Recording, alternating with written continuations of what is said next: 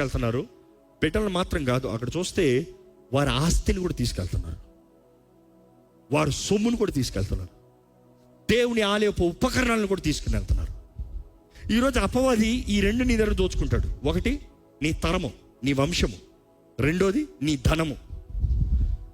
ఈరోజు ఇక్కడ ఎంతోమంది ధనము లేని పరిస్థితుల్లో ఎందుకు దేవుడు ఒక కాదు, అపవాది దోచుకుని చిల్లు పడిన సంచ ఎంత వేసినా వేస్టే, చిల్లు పడిన బకెట్లో ఎంత నీళ్ళేసినా వేస్టే. నిండిందిరా అనుకుంటున్నావు, పోతనే ఉంది. వచ్చిందిరా అనుకుంటున్నావు, పోతనే ఉంది. ఈరోజు చాలా మంది చూడండి, జీతం వచ్చింది, ఎక్కడ పోయింది జీతం? పోయింది పోయింది పోయింది. డబ్బులు లేవు, డబ్బులు లేవు. 1వ తారీఖు వచ్చింది, 3వ తారీఖు కల్లా డబ్బులు లేవు. ఇక 30 రోజులు ఏమన్నా అడుక్కోవాలి, 25 రోజులు ఏమన్నా అడుక్కోవాలి, డబ్బులు లేవు, డబ్బులు లేవు. కొంతమంది కుటుంబాలు ఇదే పాట, డబ్బులు లేవు, డబ్బులు లేవు, డబ్బు. ఎందుకుండవు? దొంగ దోచుకుంటా ఉంటే ఎక్కడ ఉంటాయి? ఈరోజు మీరు గమనించాలి, ఈ కల్తీల ఆత్మ దోచుకుంటూనే ఉంటుంది. ఎందుకు దోచుకుంటుందంటే, దేవుని కొరకు బ్రతకాల్సిన మనుషులు దేవుని కొరకు బ్రతకట్లే, దేవునికి ఇవ్వాల్సిన ధనము దేవునికి ఇవ్వట్లే. ఇది చాలా కఠినమైన మాట నాకు చెప్తానికి, ఎందుకంటే చాలా కష్టమైంది బోధకులకు చెప్తానికి.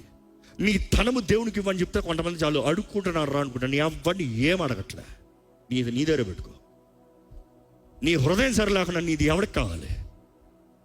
అందుకని చివరిలో కానుక పడేటప్పుడు సిద్ధపడితే ఎయ్యి, లేకపోతే పోనే. ఎందుకంటే నువ్వు కాదు పోషించేది, ఆయన పోషిస్తాడు.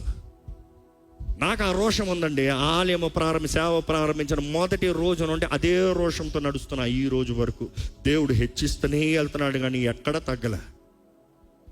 కానీ ఒక మాట చెప్తాను, దేవునికి ఇవ్వవలసింది నీవు దేవునికి ఇవ్వకపోతే అపవాది నీ దగ్గర మిగిలినంతా తీసుకుంటాడు. దేవుని వాక్యం ఉంటుంది, పిండిలో మొదటి ముద్ద పరిశుద్ధపరచబడితే పిండి మిగిలినంత పరిశుద్ధమంట.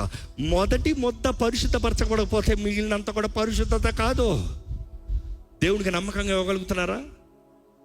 దేవుని మొదటి స్థానం మీ జీవితంలో, మీ ధనంలో పెట్టగలుగుతున్నారా? It's a question. లేకపోతే నీ జీవితంలో